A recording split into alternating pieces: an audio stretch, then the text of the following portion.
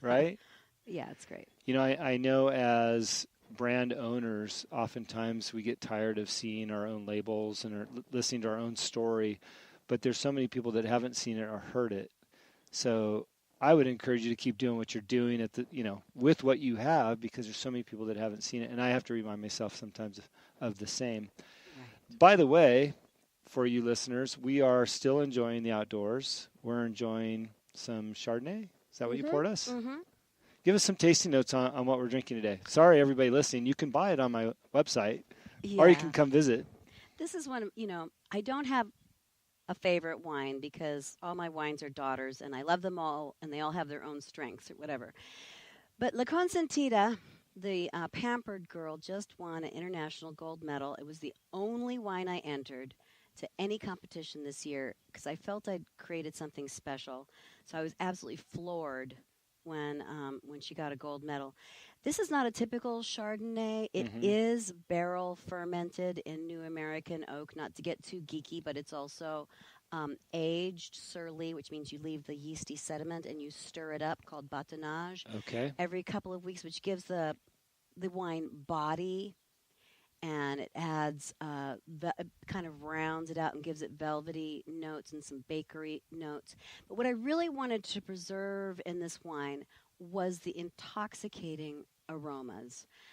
Chardonnay is not necessarily known as an aromatic grape, but I got so much stone fruit and white peach and nectarine, and I wanted to preserve that. So next geeky wine point is that I halted the secondary fermentation, which is called malolactic. Okay. Malolactic is what makes a Chardonnay buttery, and I didn't want to go that direction.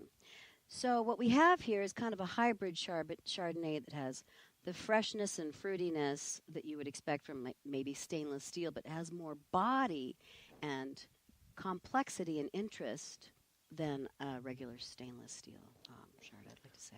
Well, I'm certainly enjoying the glass that I have in front of me, Awesome. and I can taste and smell all those things that you're describing. So thank you for that. Yeah, there's one more thing, especially for people who are hesitant about Chardonnays, especially if they're in oak.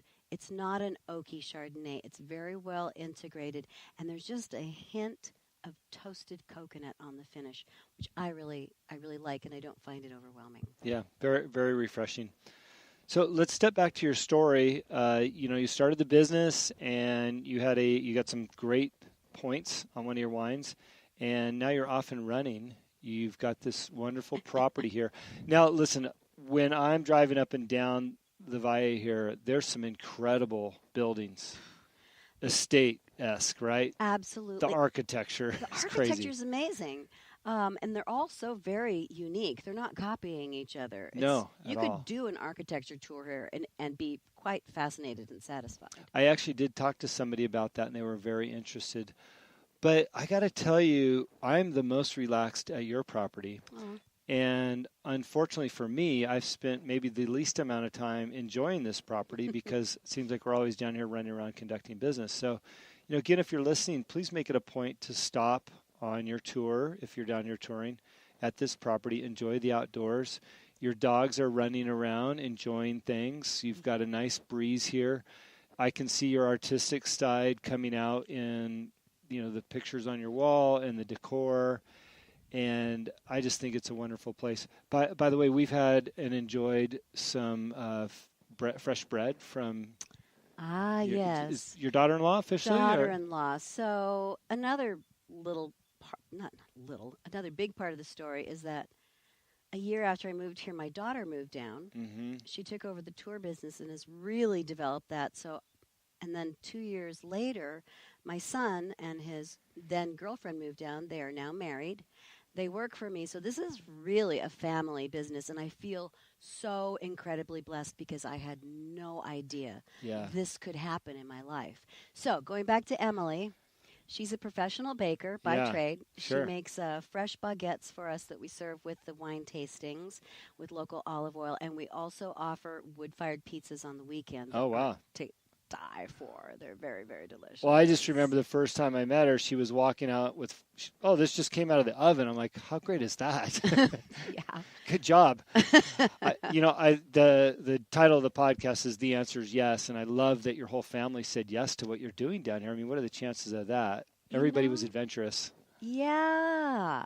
Yes. I mean, they're their own world travelers. Mm-hmm. We lived in Costa Rica. We traveled to Ecuador. We did all kinds of things together as a family. But they grew up and went their own ways. And I took a big risk. I took a big risk and jumped all in. And then I waved my red flag and said, hey, I could use some help around here. And they were like, Mexico. Wine. We're in. Yeah, we're in. And Mom, she'll take care of us. Yeah.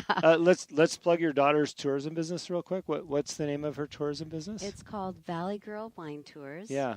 She has a website. She also has 5-star reviews on TripAdvisor. And she's badass. Yeah, she's got a lot of personality. She's got a lot of personality. She's a super intelligent woman and very well informed about wine and history and wine culture and everything you can think of that's involved. Well, the good news is if you book her, she'll get you here. She knows the way. That's right. You won't get lost, and she'll protect you. Not that you need protection. I could see that. She's a strong woman, and she's really fun. And she's really, really fun. I could see that. So, you launched this thing and your business is running. How long have you been in business here now under its current operating procedures? Because it's viable. You've got stuff going on here. Yes. Well, I started selling my wine in 2013 on the front porch of my little rental house in the village. So if we can count that as a beginning, that's the bar right there made from upcycled materials. I love it. I brought it here. I put a little sign on the street, wine for sale, kind of like an adult lemonade stand. And we just took it from there. I like that you mentioned that because when you come here, it feels established. I sit on your patio here and I feel like, okay, this has been here for a long time. But when you think about you having to put the sign out on the street and you're driving away from the sign going, I hope nobody knocks that over or steals it, right? Like, is anybody going to come to my place? Oh, I have some stories. Here's a good one. This famous Mexican soap opera star showed up at my front porch tasting bar. I think it was around 8 p.m. It was after dark. She was filming in the Wine Valley. She was all dressed in white spandex and rhinestones and big hair and the whole 9 yards. And she rings my doorbell and she says, I hear you have wine. So I loaded her up. Oh, yeah. We became Facebook friends, and I'm like, nice. That's fun. Federales stop by for their wine needs sometimes, and yeah, of course, right? That's never a bad thing. No, not at all. No. You never know when you need them. So what was it like when your first customer walked through the doors here? Wow.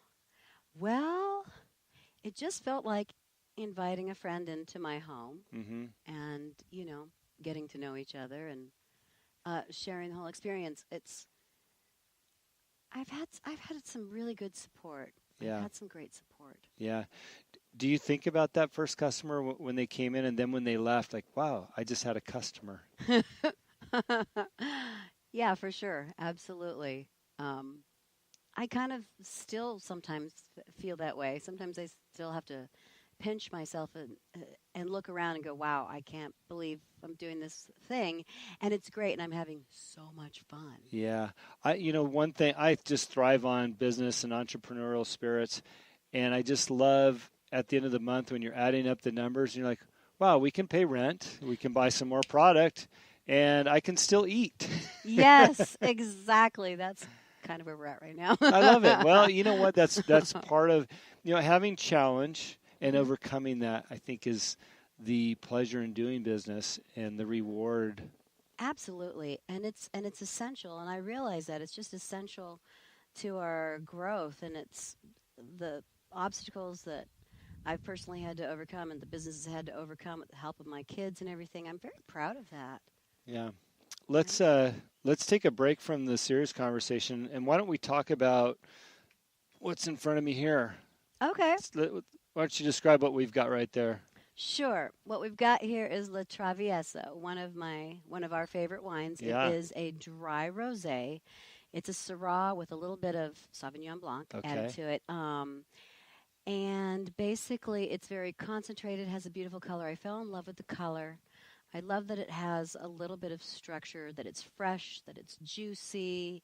I get watermelon and pink grapefruit and strawberries, but it's dry. So my daughter calls this wine the soundtrack to her summer. It's definitely our go-to. I love that. What and you did you update that label or is that the one that you've always had? Because this pink on here, I just love the shade and what you've done there. Right. So I actually have two dry rosés. One is a Grenache, which that's the one That I'm thinking about. that you're thinking about, Okay. and then the Syrah, I gave it this updated color. Yeah. Again, another clever label. Let's do one more while we're on the topic of wine. Sure. This is a really fun one. La Chula. Okay, so when I serve this, Jim, here at my tasting bar, Yes. I never tell people what it is until after they try it. And one of the games I like to play is, okay, put your nose in the glass. What do you think this wine is? So they put their nose in the glass, and they're like, wow, it's so aromatic. It's a white wine, by the way. I'll tell you what it is in just a minute. Is it a Riesling? No, good guess, though. Viognier? No, good guess. Gewürztraminer? Nope, we don't have that here. Okay, we give up. What is it? It's a Moscato. It's a Moscato Grenache Blanc. And if I tell people that right away, they're like, oh, I don't like Moscato. Moscato's a sweet wine. Right. But the actual truth is Moscato is not a sweet wine. Moscato is a grape varietal. And it's the winemaker's choice what to create from it. So what I do is I ferment out all the sugars, most of the sugars, so that what we have is kind of a semi-seco. It's very, very fresh. It's very balanced. It's a lovely wine. It's very versatile. It has a little bit of Grenache Blanc in it for the brightness and the acidity. And it's just it's a super fun wine and a great seller. Yeah, it does real well on our site as well. So thank you for that. Cool.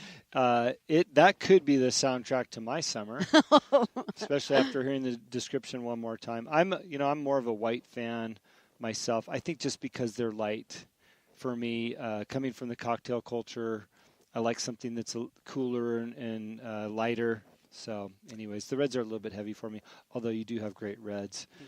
Let's dip back into the business side of it again. As a female doing business down here, I know you just shared some exciting news that just tell everybody what happened recently. About the gold medal? Yes, you got a gold medal. So as a female, to receive those types of awards down here, that's a big deal. It is. I looked at the list, and I think I'm the only woman winemaker who earned a gold medal, plus the only really small boutique winery. Wow. And it's only my second year making Chardonnay. So it's not like I've got years and years working with this particular varietal. Well, and I think, again, as a woman in the wine business, too, there's all kinds of challenges with just stigmatisms that are down here. And I think that you've overcome a lot of that. And I think you have a lot of respect in the Valley now based on what you're putting out. I'm earning my creds. I get it. New kid on the block, ambitious woman doing her own thing. I have a lot of friends here and a lot of support. But there's still a glass ceiling. There's still some places that I'm still tapping at that. Yeah. I am. Yeah. Now, our audience is wide and broad. Do you have any advice for women that want to get in the wine business, whether it's down here or in the U.S. or in the world? Well, if I may say so myself, I did it kind of ass backwards. I wouldn't recommend that you did it my way unless you're just that kind of gal where you're just going to say, screw it. This is what I want. I'm just going to throw everything in and make sure that I succeed. Yeah. But, you might want to do a little research and into what the business entails. I've learned so much over the years. Yeah. Any regrets? Not one. Especially when I look around, your family's here and everything you love seems to be around us right now. Yeah, it's been perfect. Dogs at our feet. Oh, yeah. No, Yep, I have 3 rescue winery dogs, 1 from Ecuador, 2 from Mexico. They love people. They get so happy when we have guests. As long as Eric keeps the gate shut, they don't run away, right? Eric